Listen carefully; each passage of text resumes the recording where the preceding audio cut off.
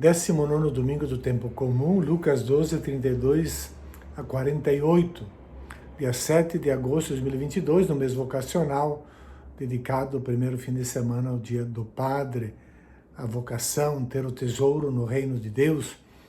Onde está o teu tesouro, aí está também o teu coração, disse Jesus. O lecionário de hoje é problemático, porque os primeiros versículos 32 a 34, encerram uma passagem consagrada ao ensinamento de Jesus sobre a posse dos bens materiais, terminando com uma exortação forte, a partir da constatação do apego aos bens. Porque onde está o vosso tesouro, aí estará também o vosso coração. O tema central, portanto, desses versículos, continuando a reflexão sobre a parábola do rico insensato do domingo passado, é a relação com a riqueza, o excessivo apego aos bens materiais e a ânsia de acumular que caracteriza todo ser humano. Porque, queiramos ou não, os bens materiais são motivo de preocupação e ansiedade, causam insegurança, perdemos o sono diante de uma possível perda ou diante de um investimento fracassado. A Escritura não oferece uma simples reflexão moral, nem se limita a pregar certo desprendimento dos bens. Não se trata de um discurso negativo, não ser rico, não se deixar dominar pela posse das coisas, mas de um discurso positivo.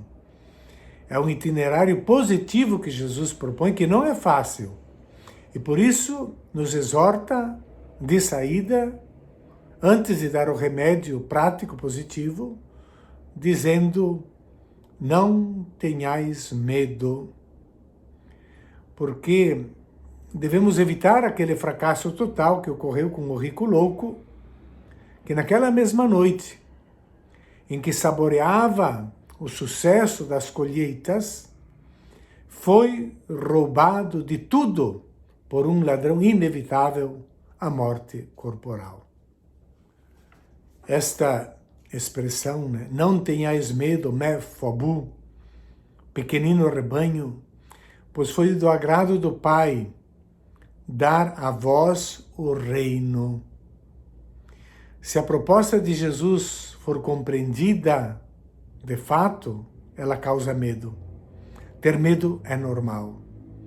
Se alguém não tem medo diante dessa proposta, é porque não a compreendeu, não entendeu, não ouviu os imperativos que a seguem: vender tudo e dar esmolas. Esse é o remédio para proteger os bens dos ladrões.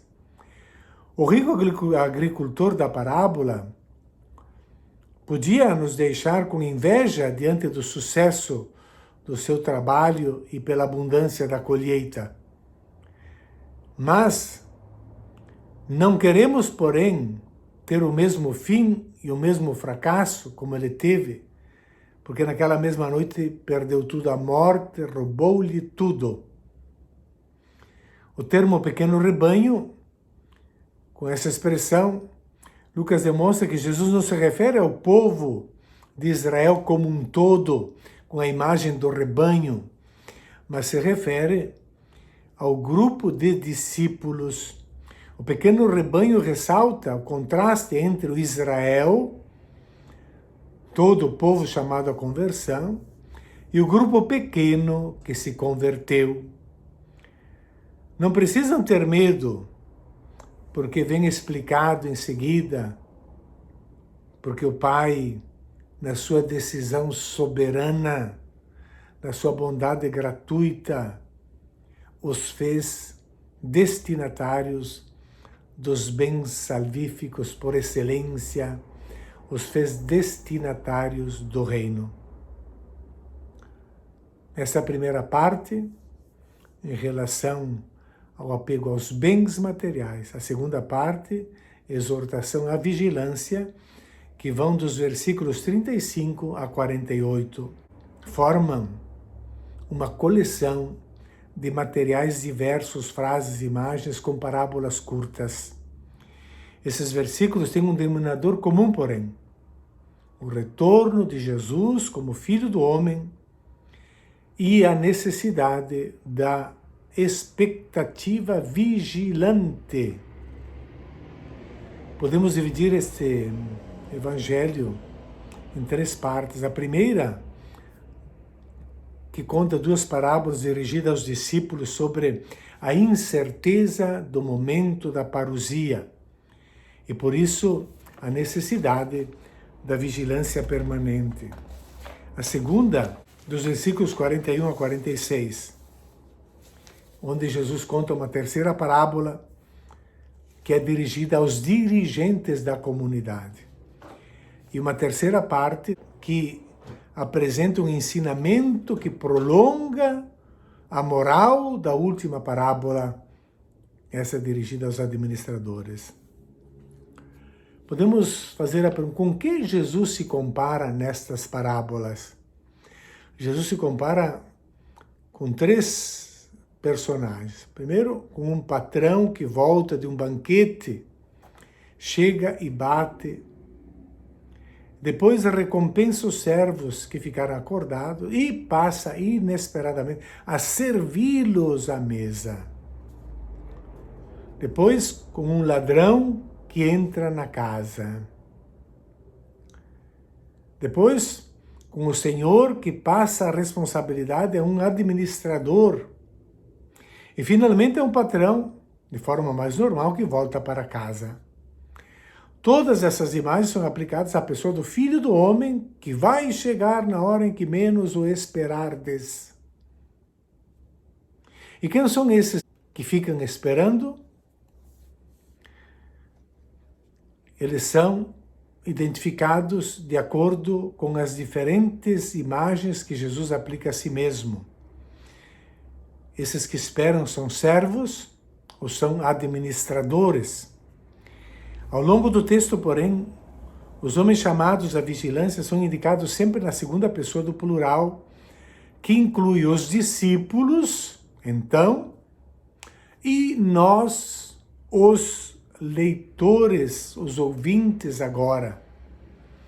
Por isso nós vemos essas expressões, vossos rins estejam cingidos, sede como homens esperando a chegada, esperando o Senhor chegar, sede vós como homens.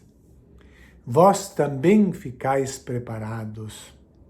E finalmente no último versículo, a quem muito foi dado, muito será exigido. Por isso descobrimos que há também uma certa ordem de urgência, precisamente em relação à resposta que Jesus dá à pergunta de Pedro. Senhor, tu contas esta parábola para nós ou para todos? A resposta enfatiza quão séria é a tarefa dos administradores,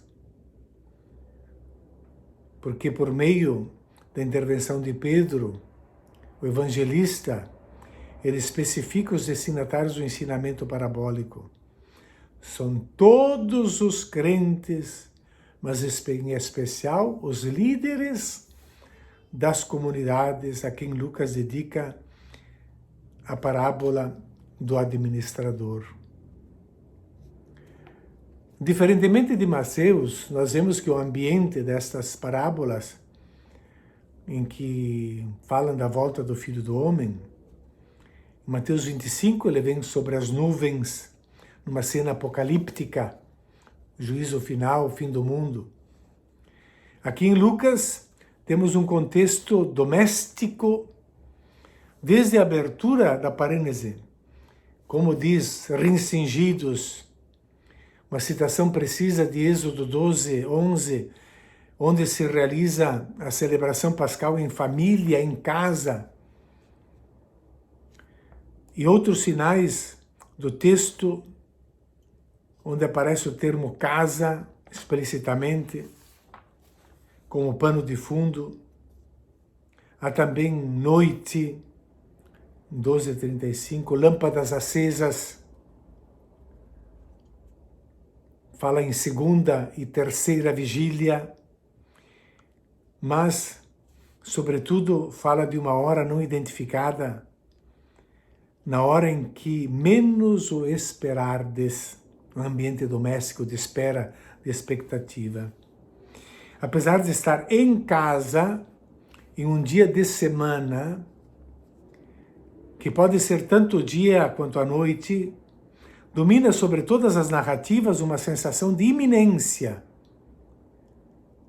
para algo que ainda não aconteceu e implica tudo menos quietude e ficar parados, ficar dormindo.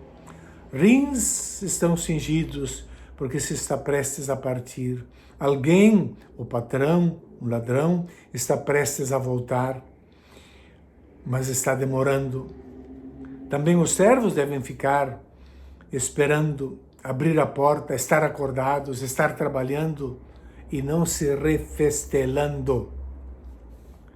De tudo isso emerge uma indeterminação, porque não se sabe quando, mas que dá um bom sentido à experiência cristã.